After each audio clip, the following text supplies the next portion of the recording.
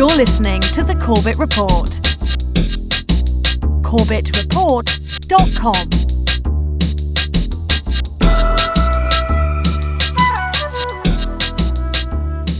Do you believe in sin? When I say believe, I don't mean believe in committing sin. Do you believe there is such a thing as sin? Well, I think the greatest sin in the world is bringing children into the world that have disease from their parents, that have no chance in the world to be a human being, practically. Delinquents, prisoners, all sorts of things just marked when they're born.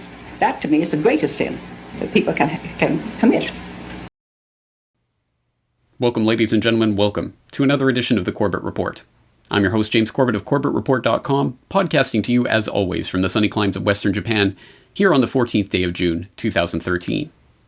Welcome to episode 271 of the Corbett Report podcast, Planned Parenthood Exposed. Now, what we've just been listening to is an excerpt from a very interesting 1957 interview between Mike Wallace and Margaret Sanger, which is certainly worth listening to in its entirety. Even though being a televised 1957 interview, it certainly conformed to the mores and mores of 1957 polite society.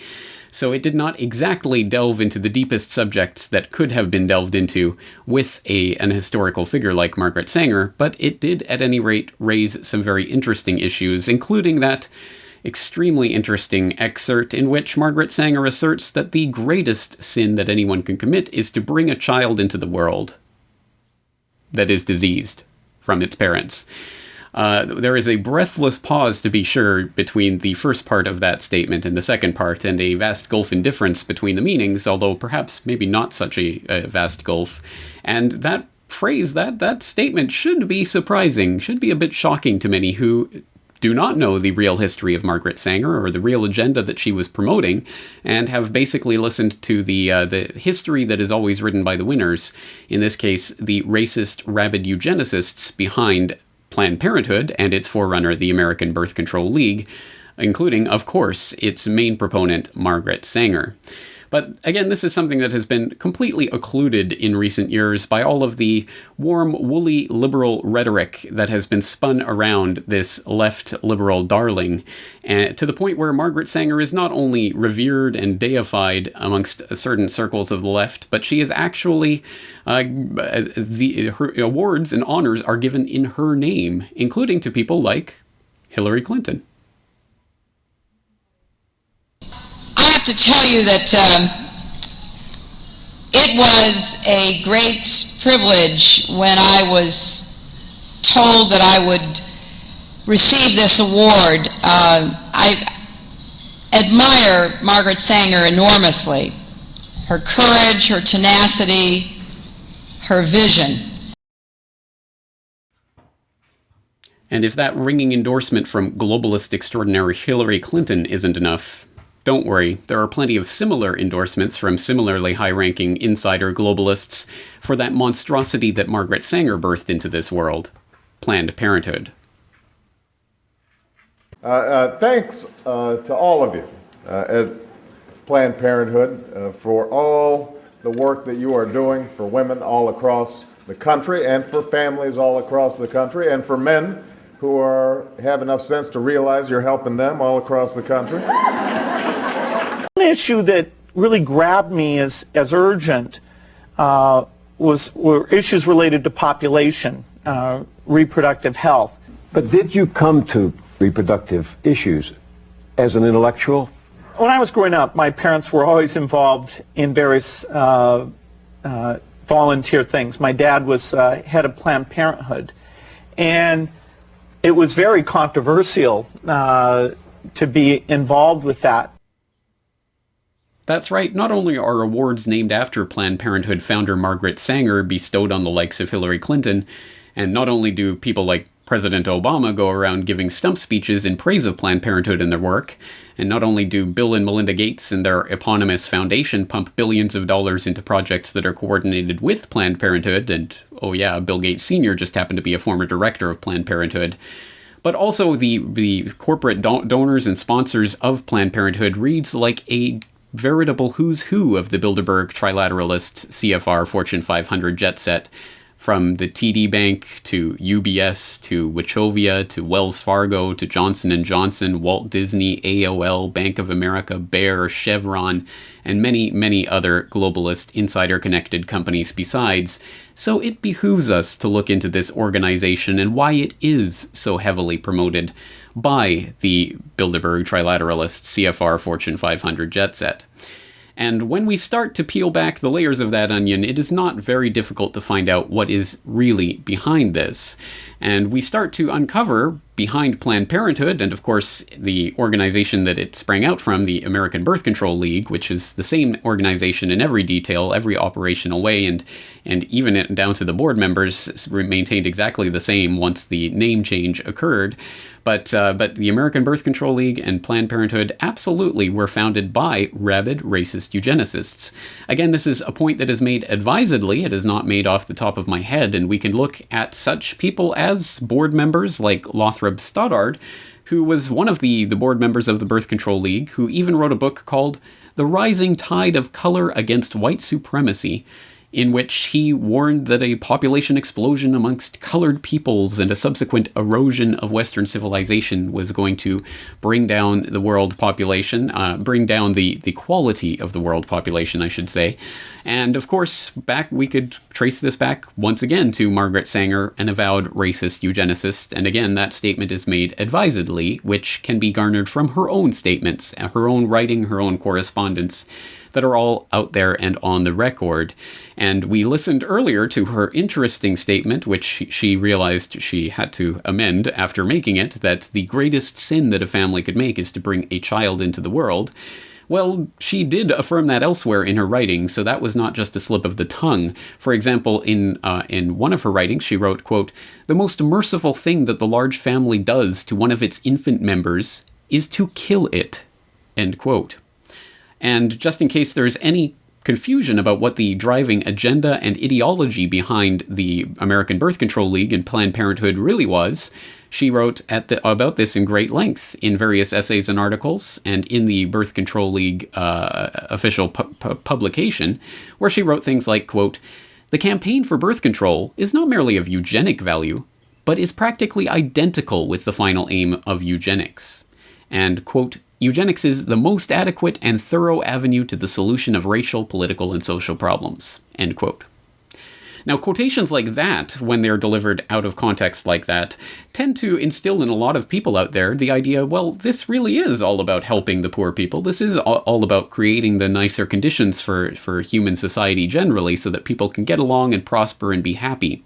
But there is the underlying niggly little detail that this is an absolute dagger aimed at the very populations it is supposed to be helping. In the time-honored tradition of wolves in sheep's clothing, so too has the American Birth Control League and Planned Parenthood been very careful to cloak its real agenda behind woolly rhetoric about helping the poor, when in fact the poor and hatred of them are the very core of Margaret Sanger's eugenics ideology. And again, this is garnered from her writings, such as, quote, "All of our problems are the result of overbreeding among the working class," end quote.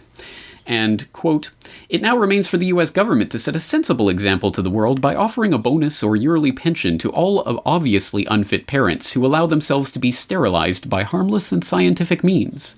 In this way, the moron and the diseased would have no posterity to inherit their unhappy condition.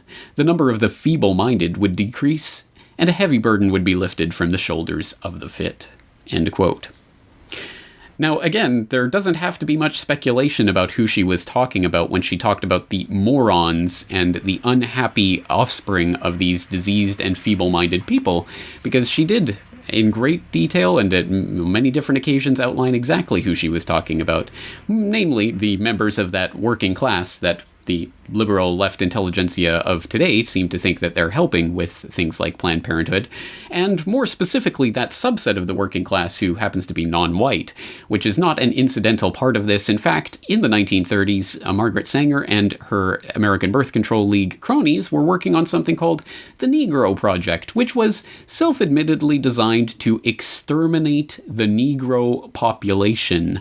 Once again, this is not my take on it, this is directly from her own writings. In a 1939 letter to Dr. Clarence Gamble of Procter & Gamble fame, she wrote, quote, "The minister's work is also important, and he should be trained, perhaps by the Federation, as to our ideals and the goals that we hope to reach. We do not want word to go out that we want to exterminate the Negro population, and the minister is the man who can straighten out that idea if it ever occurs to any of their more rebellious members." End quote. Margaret Sanger was a rabid, racist eugenicist who hungered for the extermination of the Negro population and of the working class generally as her solution to the ills of society. This was driven by a racist and unscientific eugenics philosophy which has been completely discredited scientifically and in every other aspect, but which was wildly popular in her time amongst the, well, extremely rich and extremely powerful individuals of society.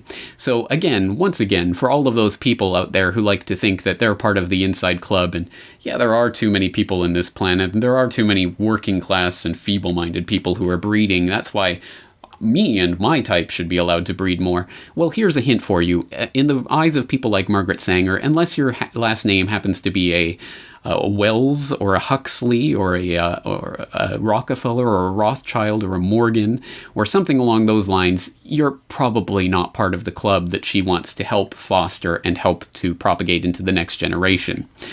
This is an extremely important point of what is really at the roots of an organization like Planned Parenthood, which was not about the benevolent bestowing of birth control equally amongst all people so that they could liberate feminine choice or something along those lines. It was a deliberate dagger aimed at the heart of the Negro population, of the working class population, of all the populations that Margaret Sanger and her eugenicist ilk found problematic. This is something that I went over on an edition of Corbett Report Radio with Reverend CLENARD Childress of blackgenocide.org, who has done excellent work detailing the Negro Project of the American Birth Control League and its efforts generally to enact, well, eugenicist nightmares upon the population under the guise of birth control. So let's listen to an excerpt from that radio program. As you pointed out in the introduction to this broadcast, you noted that this is something that has been taking place, unfortunately, at least as far back as the 1930s, when black leaders were being recruited to try to mislead their flocks into supporting abortion. Perhaps we can start going over some of the history of this and how it really all started to come together. Well, Francis Galton is basically the father of eugenics, but it really didn't get to be the power or prevalent as it is today until Margaret Sanger, who was a devout racist, sought to take the idea of sterilization and abortion into dysgenic groups, as she called them, basically. Her words were unquestionably racist, saying that they were breeding, spawning human beings that should not have been born. She called colored people human weeds. And there was all sorts of different descriptions of the ethnicities, and it wasn't always African Americans that she sought to either eliminate or sterilize. And so when, in a letter to Clarence Gamble, the heir of Procter & Gamble, she basically said, we don't want to let on that we want to exterminate the Negro population, and the use of the colored minister will, basically help abate such suspicions. So, more or less, she at that time, and she was very wise, because she realized, she said also later in the letter, that if you're going to approach the Negro population, that you had to be able to control or use the colored minister. But it's ironic, it's bizarre, it's crazy, but that's who the problem is today, the colored minister. She would offer $500. I mean, $500 back in the 30s. That's a lot of money. But she was offering prizes and monetary compensation to ministers then that would basically carry her message of family planning. And, of course, they would be then seduced into sterilization and abortion, and they would basically attempted to use the colored ministers, but it still didn't reach the desired result she wanted, but nevertheless, it had begun. That was the way it had started out. But today, if let's give the example of Jesse Jackson. In 1977, Jesse Jackson said, abortion is black genocide. What happens to a mind of a person and the moral fabric of a nation that can abort a baby without a pang of conscience? Where will we be 20 years from today? Well, when Jesse wanted to be president, all of a sudden he realized he had to get funding from sources that unquestionably had the platform of abortion, had the abortion agenda. So he flip-flopped on his position. And this is unconscionable to me. It's gross negligence of the worst kind. And he needs to be called out on it whenever possible, because at that time especially, he was very iconic. It still is today.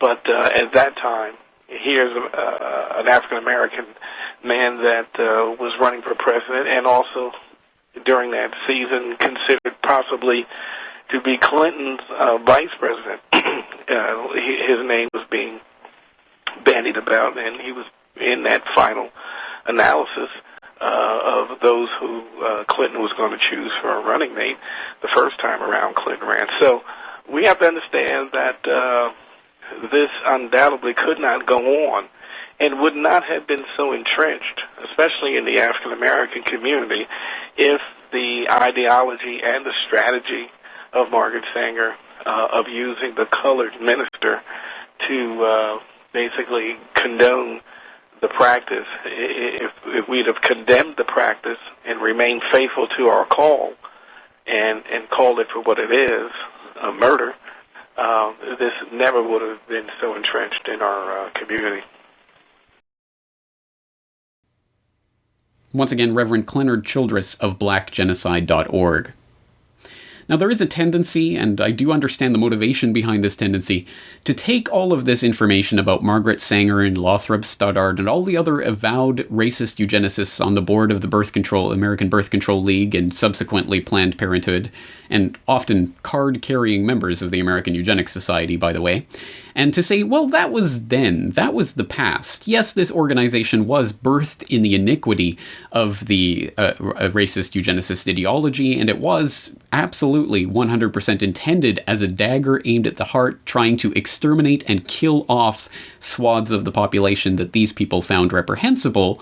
And yes, there are many quotations we could give from directors and board members through the 1960s and 70s saying, well, substantially the same things, but that was then. And this is now. Planned Parenthood these days is an organization that's evolved very much from where its roots were, and it's now really is about spreading birth control and trying to better the lives of those unfortunate poor who can't afford the basic medical services. And that's what the official line is now about Planned Parenthood.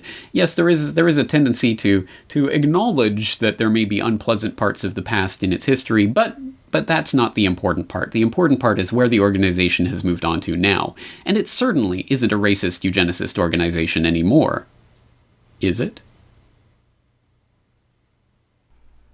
In 2008, the group came under fire for agreeing to accept funds to specifically fund abortions for blacks in Oklahoma. Would it be possible for me to donate that money specifically for these minority groups so that they could have access to abortions? Yes, it would be. Wonderful. And could I specify that abortion be done, or those abortions be done for a particular minority group, or how does that work? If you wish, you can. Okay. So, for example, the black community in Tulsa, would it be possible to give the money specifically for that? You sure can. Wonderful. Great. The abortions will be done specifically for the black community abortions. I will mark it in such a way that definitely it will. On a black baby? Yes. Thank you. Great. And in New Mexico? Can I make the donation specifically for a minority group? Like a specific group of color, or like a group of... I mean, like, I want the abortion to be for an African-American baby. Okay. And I was wondering if that could be possible. The exact amount we charge right now is $450 for an abortion. Okay, $450. Mm-hmm. And we can definitely designate it for an African American. Wonderful. And in Ohio. If you specifically wanted to underwrite an abortion for a minority person, you can target it that way. You can specify that that's how you want it spent. Okay, yeah, because there's definitely way too many black people in Ohio, so I'm just trying to do my part. Okay, whatever. And in Idaho. I want to specify that abortion to help a minority group. Would that be possible? Absolutely. Like the black community, for example? Certainly. Okay. So the abortion could be, I could give money specifically for a black baby. That'd be the purpose. Yeah, absolutely. If you wanted to designate that you wanted your gift to be used to help an African American woman in need, then we would certainly make sure that gift was earmarked specifically for that purpose. Great, because I really face trouble with affirmative action, and I don't want my kids being disadvantaged, against black kids. I just had a baby. I want to put it in his name, So that's definitely possible. Oh, always. Well, those phone calls undeniably demonstrate Planned Parenthood's willingness to at least tell its donors that their donations can be earmarked to kill certain races of unborn babies. But it can be argued, and it certainly has been, that, well, these were just individual, although multiple and different, examples of low-level workers who were just saying this on the phone in order to get donations. This wasn't an institutional organizational policy, surely. Well, unfortunately, sadly, evidence can be found that there are much deeper-seated issues of organizational and institutional targeting of minority populations for abortion services by Planned Parenthood. This was a topic that was raised and documented in a great deal of depth in a really remarkable and highly recommended documentary called Ma'afa 21 that I will put the link to in the show notes as always so you can follow and watch this documentary in its entirety. I can't stress enough how important this documentary is in tying various threads together in this overall picture of the eugenicist, racist agenda of Planned Parenthood and their ilk. But in this particular clip, they demonstrated how minority communities were indeed targeted by the organization. In 1973, the year abortion was legalized nationwide, Dr. Christopher Tietze produced a study on abortion demographics at the request of the Population Council, a New York-based eugenics organization. In this report, Tietze confirmed previous research showing that when abortion is illegal, the abortion rate is much higher for white women than for black women, but that this completely reverses whenever abortion is legalized. At the time he published these findings, Tietze was a consultant to both Planned Parenthood and the National Abortion Federation. Other researchers within the eugenics and abortion movements were also documenting that easy access to abortion clinics produces higher abortion rates in the surrounding area. And at least one expert discovered that having a nearby clinic is a bigger factor in the black abortion rate than it is in the white abortion rate. At the same time this data is being circulated, Planned Parenthood and the rest of the abortion lobby were in the process of locating the vast majority of their facilities in minority neighborhoods. Then in 1974, a study was released on population control that had been conducted by researchers at 3 major universities. By analyzing data obtained from Planned Parenthood's own records, they determined that the number one factor in deciding whether a county in the United States provided free or low-cost family planning services was not poverty, but race. The researchers said their findings seemed to support the contention of many civil rights activists that such programs are less intended to assist the poor than they are to control the growth of the black population. Birth control and abortion are turning out to be the great eugenic advances of our time. Frederick Osborne, founding member of the American Eugenics Society, 1973. The best way to hate a nigger is to hate him before he is born. Leander Perez, Louisiana State Judge, 1970. Now, once again, that's a clip from the highly recommended Maafa 21 documentary, and we will be talking about that documentary again in the podcast in the future, where we document in greater detail the bigger agenda at play here and how eugenics was really morphed into the population control meme, and this documentary goes some way towards documenting that and how it works at the institutional level and some of the main players who have been behind that agenda for decades. So once again, I really do recommend that documentary. But I think that the point certainly is made that minority communities specifically are targeted for the abortion services of Planned Parenthood. And this is an issue that's come up and been contested and been talked about in the media for some time now, including even back in the 2011 GOP primaries, where Herman Cain brought up this issue, talking about Margaret Sanger and the racist eugenicist roots of Planned Parenthood, and talked about how the group targets minority communities for its abortion services. And Washington Post and factchecker.org and other websites took it upon themselves to take Herman Cain to task for those remarks and attempted to debunk them, but in the end just served to dig the hole even deeper for themselves. They cited a 2011 study by a group that was connected by Planned Parenthood that purported to show that, in fact, minority communities were not targeted at all by abortion services of Planned Parenthood, that in fact only 1 in 9 of the abortion service providers of Planned Parenthood were located in minority communities.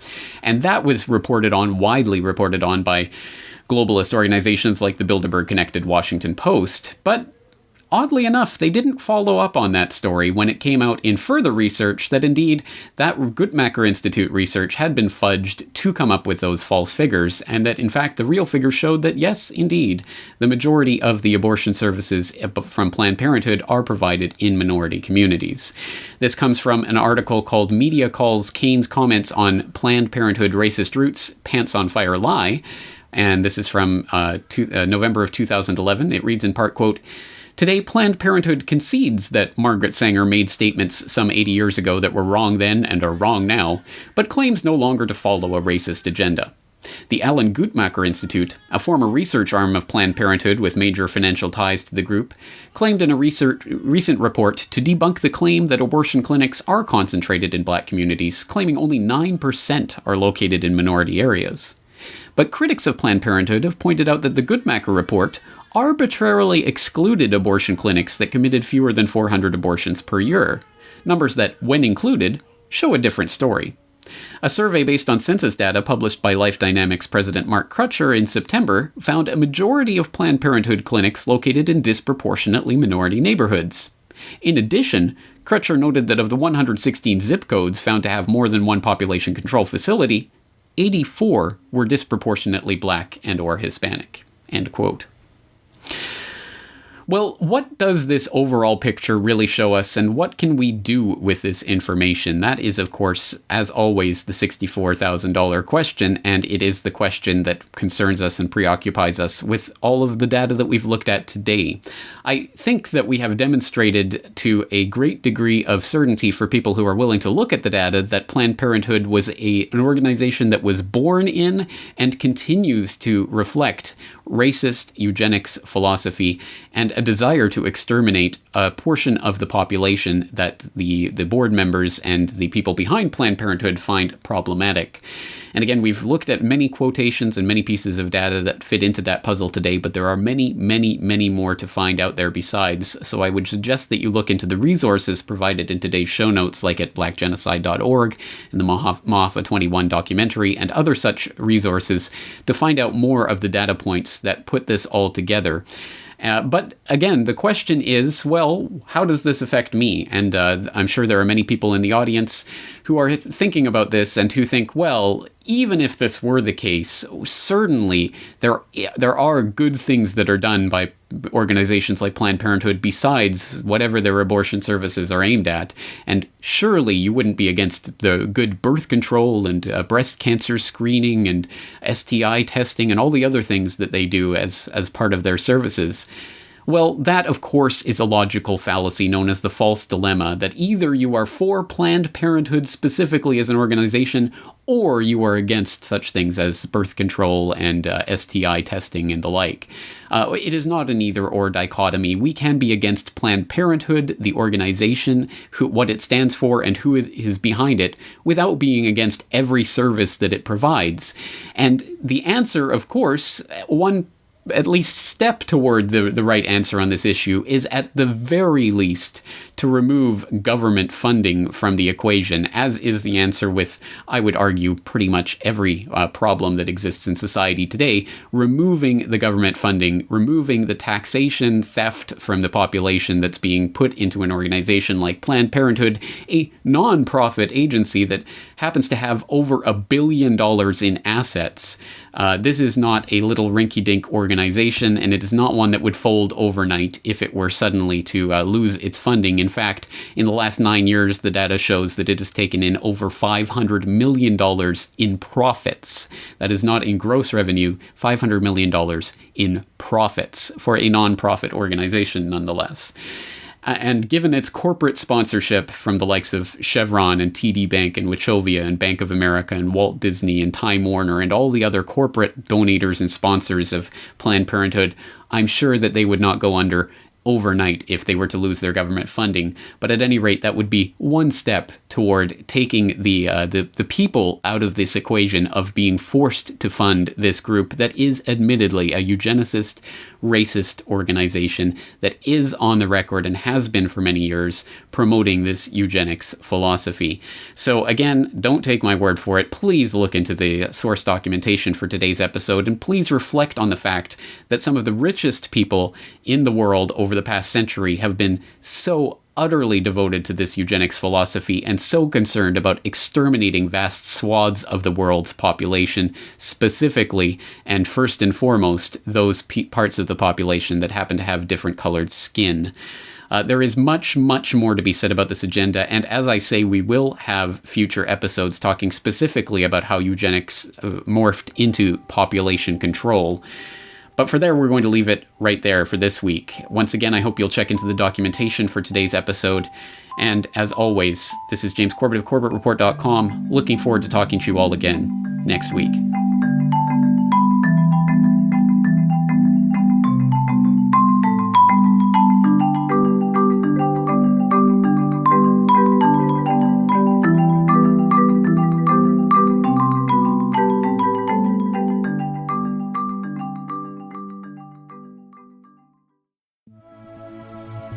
The Corbett Report is brought to you by the 2010 Video Archive DVD. Buy your copy today at CorbettReport.com.